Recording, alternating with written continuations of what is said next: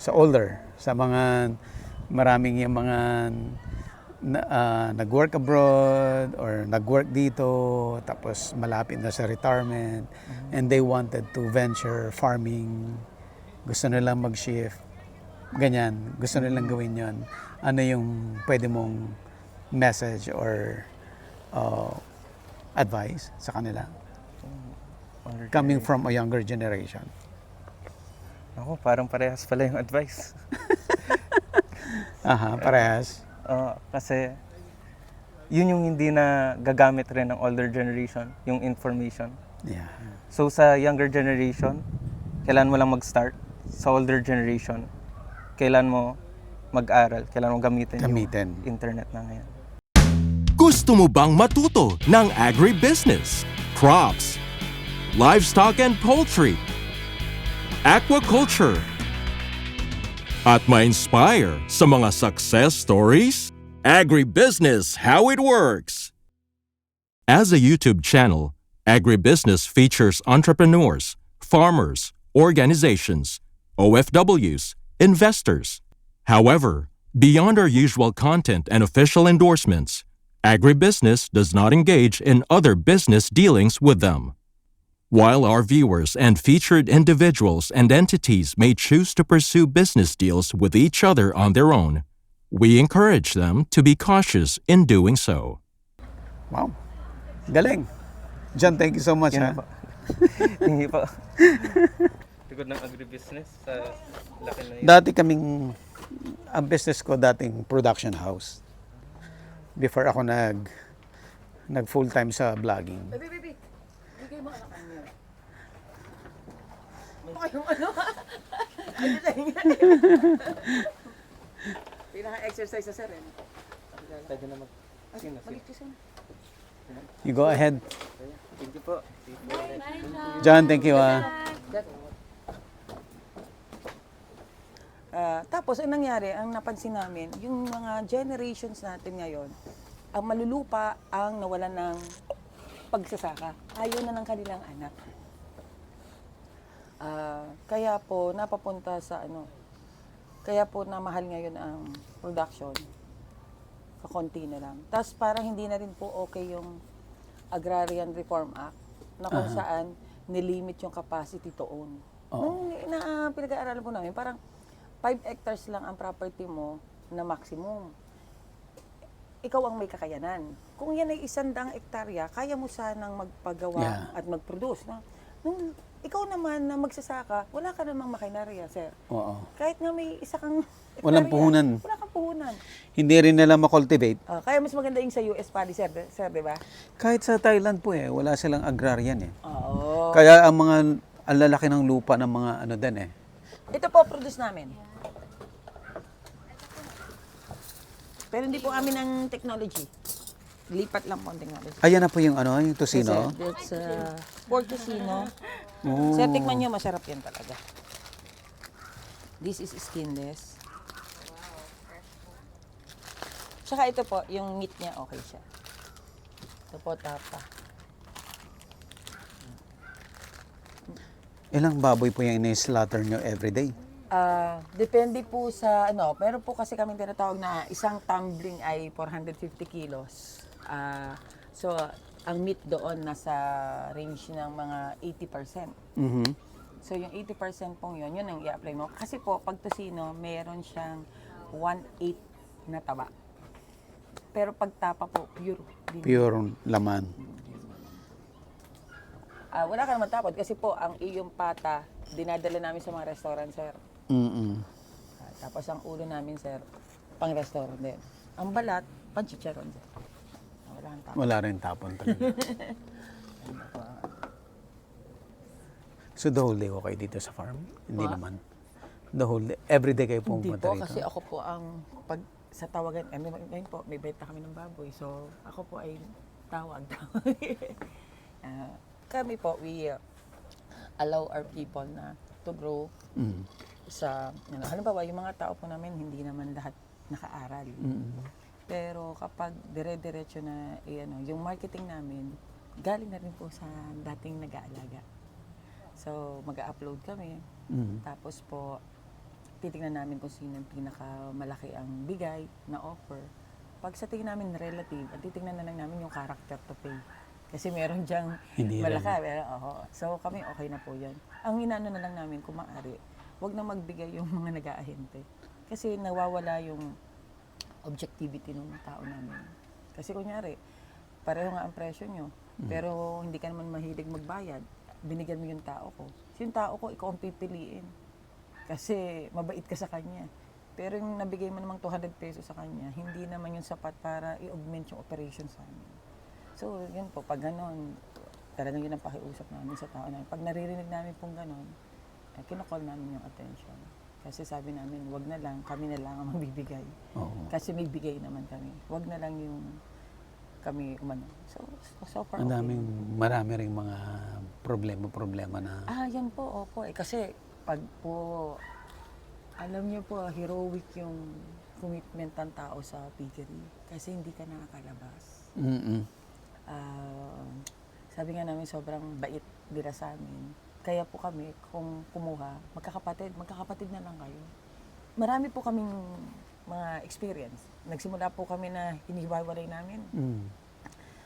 Ang tagal, ilang mga 5-7 taon, parang hindi nag-stay to nag-aaway. Meron dyan, may asawa, magsiselos to, di ba sir, no? Ng mga 8 year namin. Kasi 17 years na po kami dito eh. Nakita na ni Eric po na, mas maganda pamilya. Kasi pag pamilya sila, nakakadaing sila. Pangalawa, may cost sa amin. Pero, tulong mo na yon kasi natulong siya sa atin. Nakita namin mas okay. Kasi isa na lang kausap mo, ate, pasabi sa lahat. yung pinaka-nanay or yung tatay. Oo, may bisita, linis na. Dati po, kailangan mong kausapin to. Kausapin mo to. Ngayon, sir, hindi. Tapos nakita po namin parang, you create leaders dapat. So, para namang nagtatabas yan, di ba? Pero dapat merong isa kang binibigyan na lang ng instruction. Para kahit pag nagpapasweldo kami, hindi kami nag-aabot sa tao namin, kasamahan. Para yung authority, hindi kailangan makita ako para sumunod. Gagawin mo to kasi ito ang sabi sa taong to. So, tingin namin effective po. Yung parang diverse and parang yung deductive leadership. Hindi yung centralized. Mamamatay po talaga. So, alimbawa ngayon, oras na to, meron kaming benta ng baboy. Isa na lang po yung kapulong namin. Tapos may problema dito. Sige, ganito tayo. Pag doon po sa aming pwesto mahina, dapat maghapon mai-out namin yan. Iro-rolling namin yan, sir. So, nakita namin. Okay po. Mahirap, sir, kapag hindi hands-on. Yun yung kinamamatay ng negosyo. Yung sinasabi niya, bakit parang sabi ang bagal ng pera dito pag hindi hands-on, sir? Kasi pag hindi hands-on, yung hindi mo nakikita ang flow ng pera, walang kasi. Kasi kunyari, 100 ulo. Ang sasabihin sa'yo ng tamo, 173. Yung pala, 170. 3 piso, sir. 100 ulo sa taga 100, di ba? May 30 mil ka na wala na siya. So, tiwala, tsaka siguro yung consistency. Si Eric po, kahit ganyan, either hapong gabi, 5-6, sisili po yan, yung biglaan. Pero kami po, Sundays, we roll talaga po. Kahit may kasal kami, tatakas mo na kami ng konti para makaikot mo.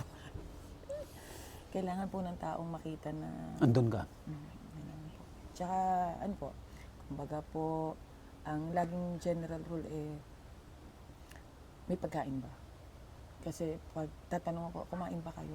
Kumain. Kasi, yun po nakita namin minsan, nung nagsisimula kami, pare-bahasa, bata pa kami noon parang 20 years ago, parang, bakit, ang tamad, bakit ayaw umibo? Kasi sila mismo, hindi sila nakain, ba sila magpapakain ng hayop mo? Di ba, sir? Kita namin nun, pag wala kang asawa, tamad kumain ng lalaki, sir. Gusto na namin nagluluto. So, kinure namin yun, sir. Kailangan pala, mag-supply na lang tayo ng pagkain. May problema pa rin kami, kasi mga lalaki to Matira matibay, pag tumalikod ka, wala ka na. Kailangan pala, parang karinderya, takal-takal. So, yun yung tingin ko ang kailangan i-create sa mga farm. And then, pag pamilyahan na, dito lang we encounter, may problema. Kapag malaki niya yung pamilya niya, nadala na yung anak niya, pamangkin niya, nauubusan yung hindi niya kalahi. So, So, bago po uli kami. Body system na lang. Kamag-anak mo o kayo magkakasama.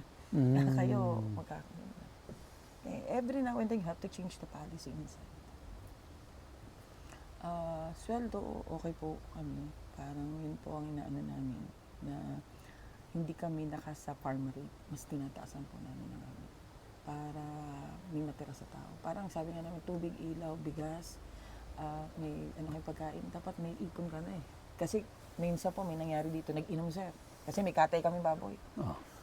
Napasarap siguro ang inom. Na high blood sir, gawa ng pulutan. So dinala namin sa ospital. Yung mga ganong senaryo, makikita mo na natatakot yung mga susunod na kasamaan. Baka atakihin din sila, wala silang ano. Yung mga ganun. So kailangan maramdaman nila na wala kang problema pag nagkasakit. And I guess, yun nagsusustain sa grupo. Tapos meron, si Eric po mahilig sa ganun na out of nowhere, ipo-pull out niya yung mga tao, tapos dadalhin namin sa mga itkolyuken. Kasi diba dito parang structured ang kakainin mo. Hindi naman sila para mag-festive lagi. So, magkikita-kita sila. Kasi meron po kaming nasa kambingan, nasa baboy, magkapatid. Magkikita sila, kakain sila. Masaya naman po, masaya sila. Madaming challenges sa tao, ma'am, no? Parehong malasakit. Yun ang sinasabi lagi namin sa kanila pag nami-meeting kami. Dapat hindi pwedeng ang malasakit one-sided. Hindi pwedeng kailangan magmalasakit sa amin o kami sa inyo. So kung kami naman po nasa rational kami, kung pinapakain natin ng hayop, dapat mas pakainin natin yung nagmamalasakit sa hayop natin. So parang ganun po talaga. So parang Ba't kayo nagtagal ang tagal. sa business na to? Minsan, parang sinasabi nga, ang liit. Minsan, di ba, pag ibinababa mo ang presyo, nanghihinayang ka, ang laki nung nawala sa'yo. Pag kinumplit mo. Pero matutuwa ka kasi ang tao, parang pag naririnig mo sa tindahan, dumaan sa harap mo. Ay, ang mura naman po ng baboy niyo. Frozen po ba? Ay, hindi po fresh po yan, sasabihin ng kasama mo. Mapapabili siya eh, kasi 280. So, wala mang maraming nagtutulungan sa'yo. Masaya sa'yo, masaya. Mahirap na masaya. Kasi talagang, minsan, gabi na, sasabihin sa'yo, emergency katay po. Sa'yo isipin mo, saan ko dadalhin ng baboy ko? Kasi pag emergency katay, sir, may alas 9 ng gabi, magkakatay kami ng baboy mo. So, kailangan mo isipin, kailangan, sige, yung baboy dito, ito, inyo. Kailangan po, hands-on talaga. Pero magandang negosyo, ma'am. Ako. Nakakayaman. Sir. Wala namang dadami po ba, sir, ang mga malalaking magpipigiri kung walang pera sa baboy. Diba? Ang kalaban na natin, diba, si Robinson, may sarili siya eh, Rubina. So, control lang yan. Kaya lang, ilang daan ba? Hindi pa lang, 500,000 ang population namin, sir. So, kahit gaano karami i-produce mong baboy, hindi yan sapat sa Hindi merkado. kakayanin. Ako lang, hindi ako nagdadala sa merkado namin. Kasi ayoko na pong makikompete sa local. Kasi buhay na nila yan. Kumbaga, okay na yung player dyan. Kami, Saan mo palabas dinadala? Po, Laguna, meron po kami Mandaluyong, meron po kami... Pupunta pa na Mandaluyong? Mga ahente ko, sir. Oo, grabe. Yeah, just upload it. Kaya na nila yan. Wow. May mga ganun po. Dito po, okay naman. Kaya lang nahihiya ka rin minsan maningil eh. Kasi may mga consideration. Yan lang. Kayo, sir, ba't ayaw niyo? Alin, ma'am? Yan, ganyan. Yung direct, ang dami yung knowledge eh. Kasi, di ba, kayo ang nag-acquire. Oh, Long term. Kasi, well, may mga plano ako, may mga gusto kong gawin. But, yung oras ko kasi, punong-puno dito eh. Habang malakas pa kayo, at Talaga? habang grasp nyo pa, lagi yung sinasabi sa harap. At saka, walang perfect system. Ang system na nakikita natin ay structured, pero it is defined by the person running the operations. Yeah, Kahit totoo. magsimula lang kayo ng 50 ang ulo, sir. At kumuha na lang kayo ng kamag-anak mo. Pero minsan, yung kamag-anak nyo, dapat may malasakit. At huwag kayong magpapaalaga sa may alaga, sir. Kasi, sir, pag nag-aalaga ka, talo ka. Kasi hindi mo ma-measure ang iyong feeds. Di ba, may kasamahan po kami. Kasi lagi po namin kinukwento sa mga kasama namin. So, mag-i-invest sila. Ang problema, nakikiangka sila sa kural lang may kural. Eh, meron yung feeds. May baboy siya. So, sasabihin sa'yo, walang feeds. 4.5 lang dapat ang sako na consume mo, sir. Nakakawalong sako na siya. Tapos sasabihin, namatay po yung isang biik at talo ka na dun, sir. Pag namatay ang anang biik, yun ang buhay mo eh. So, may problema sa ganun, sir. Para walang vested interest, clear dapat ang korag. Clear dapat ang korag. Wala siyang alaga na sarili niya. Dapat ano. Kahit manok, kahit baboy, pare-pareho po yan. Pare-parehong feeds ang kinakain. So, hanggat kung magsisimula po kayo, sayang po ang knowledge niyo, sir, pag hindi nyo. Sayang po. Kayo po magiging pinakamagaling na magbababoy. O magkakampi, kasi kayo ang may nawaw. Tinatanong ko nga sa anak niya, saan ba si tatay? Tarlac, Pangasinan. Napaka-best yan. Diba, sir? Kasi Tarlac, okay rin eh. Diba? Pangasinan, diba, sir? Maganda rin. Malapad pa ang lupa. Maganda, sir. Dito, sir, sa Lipa, napakaraming magbababoy. Maraming magmamahal. Yung katabi ko po, magbababoy din. Yung kapit kayo doon, Balete, magbababoy rin. Kaya lang kami, sir, kami, naka-waterway system kami. Kaya walang amoy. Waterway system. Anong year po ka nag-start, ma'am? Kami po, nung sa baboy po namin, 50, at 2003, kasi Asian, 2003. Then, nag-grow po kami, mga 2007, nag-expand na po kami. Doon po namin na-realize, kaya na namin. Pero ang 2003 po namin, may rabbit na kami, may kambing na kami, may ano po. Then nag-roll na po kami. Inahin na po kami, 2007, 2008. Tapos, yun nga po talaga. Nung tinamaan po kami ng ASF, maganda po yung pananaw na hindi ka dapat natingin sa balon. May psychological effect po yata yun.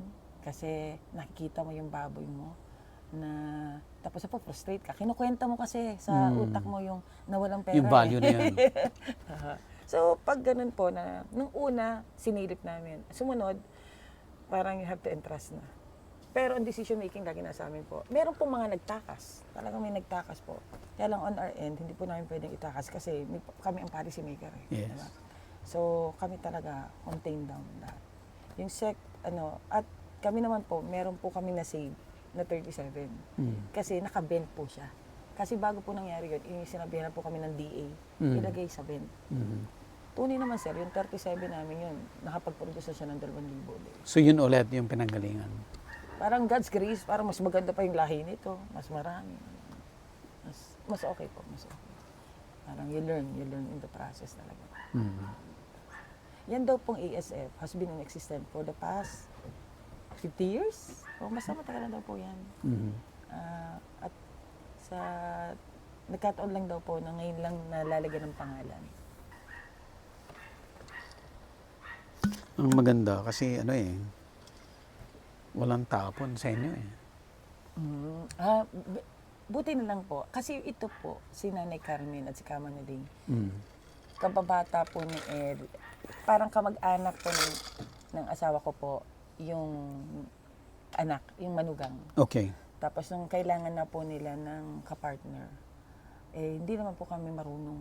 Sabi ni po ni Nanay, habang buhay pa siya, nito lang po siya namatay eh. Sabi niya, may makina siya, may mga tao siya, anong pwede?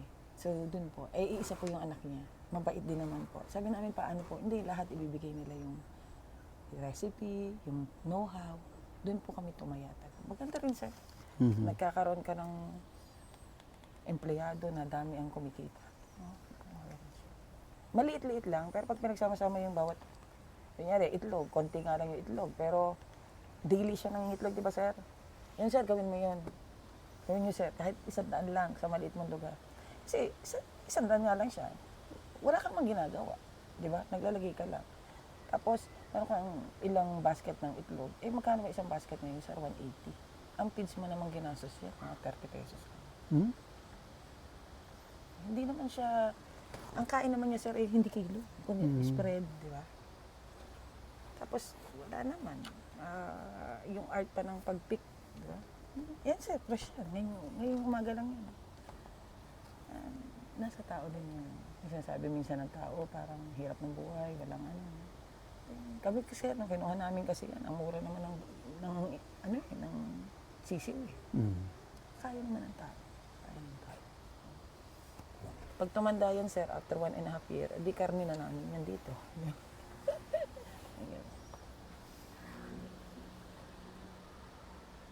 Anong pinaka-importante sa management? Hands-on. Hands-on. Lahat po, walang may alam. Ako, hindi ko po alam. Wala po ako dyan. Ang asawa ko po, accountancy. Pero siya talaga, pag uwi niya, nagbabasa siya. Magda-download po yan. Tapos, magtuturo yan sa akin. Ganun po talaga. Tsatsagain mo rin turuan yung tao. Yung mga tao po namin, hindi bet. Hindi graduate ng bet. Kung paano sasabihin niya, isa-isa niya yan. Kahit gagawa yan ng paraan basta turuan. Tapos na-absorb ko na lang po yung turo niya lagi. So, naging pa niya minsan, bibilhin na niya sa internet. Tapos pasasambot sa amin, na-receive niya ba to? Pati sir, eartag ha, ng kabog nga. Siya yung bibili niyan. Siya talaga sa ganyan. Weng, ganito karami, paano pag silage? Yung molasses sir, yung katas ng tubo. Dayo pa ako ng nasugbo sir doon. Kasi pag dito mo sir binili, Mahal na. 150. May bantong tubig. Pag sa nasugbo, yung isang drum ko, 4,000 lang sir. So pag kinompute mo, tapos sabi ko doon sa kasama ko, magbenta na rin tayo. Kasi adin puro. Anak ko kasi ako ng palengke. Yung nanay ko magdidita sa so, I see. nung bata po, dalaga pa po siya na. But tingin ko yung skill namin, nasa nanay ko po talaga. Sir, kahit sili yan, sir. Pipitasin namin yan. Minsan, papakita ka rin yung pipitas para. Kahit mga puno, sir, dito, rambutan. Minsan, pag ayaw na nila kumain, sabi ko, ibaba nyo. Kahit kung ayaw nyo nakainin, ibaba nyo. Ipamigay. Kesa nabubulo kasi maraming taong wala makain. Kasi di ba mga tao, pag kita mo sa matang marami, ayaw mo nang kainin. Ayaw, Yun ang Pero tinuturuan po namin. Kaya, kunyari, may dadaan, bibilhin nila, ibabagsak namin ang presyo, wag na nalang mabulok. Pero majority, sir, pinamimigay na lang. Pag mga ganun lang po. Okay lang po yun. Sa baboy po talaga kami. Maganda po talaga baboy. Yun ang nakapagtaka, no? How come na ang taas ng presyo sa retail, sa palengke? Pero bakit ang liit ng farm gate? Same po with bigas. Di ba, ang bigas, mapuproduce sila, ang kuha sa kanila sa Nueva Ecija, 15, 16. Pero dito sa atin, ang bagsak po niyan, 40. Ang middleman po ang talaga. Pero ang middleman kasi may cost of money siya. Magka-cash out siya, magta-tracking siya sa kanyang stock. So siguro ang aming pong recommendation is the government i-adapt nila yung US style. Mag-earmark sila ng pera, i-buy out nila ang sa farmer. Kung ang ahente binibili ang baboy ng 170, bilhin kaya ng gobyerno ng 200, di ba sir? Ipasa nila sa merkado ng 250 o 230. O kahit wag nang kumita ang gobyerno, konti yan, di ba sir? Tingin namin, yun ang the best. Pero kung ang negosyante, syempre negosyante yan, gusto niyang kumita, di ba sir? So, ang tendency niyan, talagang mas malaking kita nila sir. Kasi ito, puhunan lang nila laway, gasolina, at physical. Nakanood na ba kayo ng agribusiness? Parang, opo, nung COVID po, ito yung kahit di po naman namin naintindihan ng mga ginagawa namin. Lagi lang po kami nakabase sa ganyan. Tapos ito po, anak ko ang I see. Yung nga si John pala, dumating doon sa event ko. Tuwan-tuwa po siya doon. Akin niyo po yun. Akin po yan. Event ko yan. Without him, mas nagpaalam po siya, mama, attend ako dito. Kami po ay nag-link din doon. A-attend kami supposedly. Okay. Eksakto ko may schedule. Tapos sabi namin, anak, ikaw, sayang. Basta po merong nakikita kaming fair. Napunta talaga kami, sir. Sige, Ma'am Weng. I-wrap up lang natin yung usapan natin. Kasi doon sa viewers, maraming nanonood na makahanap ng business opportunity sa farming. At marami yan yung nakatira na sa Amerika. Pero kinoconsider na lang umuwi at mag-start dito. Yan. So, dahil kayo ay nasa piggery, nasa goat, livestock and poultry, ano po yung recommendation nyo sa kanila? Ako, sir, after that we have honed and maximized our stay, naubos na lahat ng lakas natin to save money for the future. I guess it's about time to go back to basic. Okay. We work to survive. no? We want to provide food on the table. And ngayon na meron ka na namang assurance na may pension ka na siguro, may ipong konti, hindi masama pong ilagay sa agrikultura. Wala pong tapon. Kung bumili ka ng lupa at nilagyan mo ng konting, pagbaboy po mga 50 ulo. Kung kambing, mga 20 inahin, panlaban na po yun. Tapos isa, 2 barako. Kung may baka ka, isa, 5 ang ano po. Wala kang talo, sir, kasi buhay yan eh. Kung humina sa merkado, okay lang, sambut mo pa rin yan. Pangalawa, pag nagkaanak yan, yan na yung tubo mong nanganganak, ang tawag sa kanila. Pangatlo, sir, kung tumigil ka, edi kainin mo, ibenta mo, pera pa rin. At kung umayaw ka, at gusto nang bumalik uli sa ibang bansa, ibenta mo uli yung lupa mo. Sabi ng asawa ko, walang lupang bumababa ang presyo. Pag nagpagawa tayo ng bahay, sabi niya, ang tiles na maganda, 200, 300 pesos. Basic na tiles, 100. Samantalang ang lupa, sir, 100 per square meter meron ka, di ba? Pag sa bukid ka pa, laban mo 70. Kaya minsan, masama ang loob ng asawa ko kapag nabili siya ng tiles. Kasi sabi niya, mas gusto ko lupa kaysa tiles. Then, you realize na minsan nga, nakakalimot tayo, back to basic. Back to basic talaga. Kaya po, kung hindi man po kayo, pero may kamag-anak po kayo, at gusto nyong matulungan, we encourage you to help them to invest sa poultry o piggery. Kasi pag cash, ibibili lang ng cellphone, ibibili ng damit. Then, yung 100,000 cellphone kasi, 5 baboy na sir yun. Diba? So, okay na siya. For a start, kung may 200,000 ka, kaya mo nang i-roll ng konti. Kaya lang, kung wala kang koral, so mga 500,000 siguro, sa small scale, mapapatakbo na ng maganda. Kung 10 naman po sila, 1:250 ang So, isang tao sa 250, tsaka isa pang marunong sa paggagamot, so 2 tao mo lang, tatakbo ka na. Kaya lang po, paalala namin, sir, hindi po pwedeng, pagka-invest mo, gusto mo bukas, hawak mo na yung pera mo. Diba, sir? So, paiikutin po natin. And in the long run, you'll reap the labor. You'll reap the labor. Long run, ma'am. Matagalan to. Matagal talaga. Matagalan. At wag mong bibitaw. Wag bibitaw kasi wala pong perfect end. Halimbawa, nanganak ang baboy mo ngayon, tatatlo. Sa second parity, baka makita mo, oy, maganda na. Then, saka mo makikita pa yung, itutuloy mo ba tong inahin mong to o i-out mo na to. Pero kapag maganda ang inahin mo, makakalima pang anak yan, sir. Namuhunan ka sa isa na 25, 50. Ang naging anak, sir, 50. I-times mo, sir, ang biik mo sa 6,000, 300,000. Kung Isa pa lang yan. Oo. Kung naging partner siya, sir, yung 50 mo, naging 25,000. So, magkano? 1.5. I-less mo na, sir, ang 80% ng cost, tao, building, depreciation, everything. May 20%. Malaki pa rin. Malaki. Kumbaga, may buhay sa, may buhay sa farm talaga.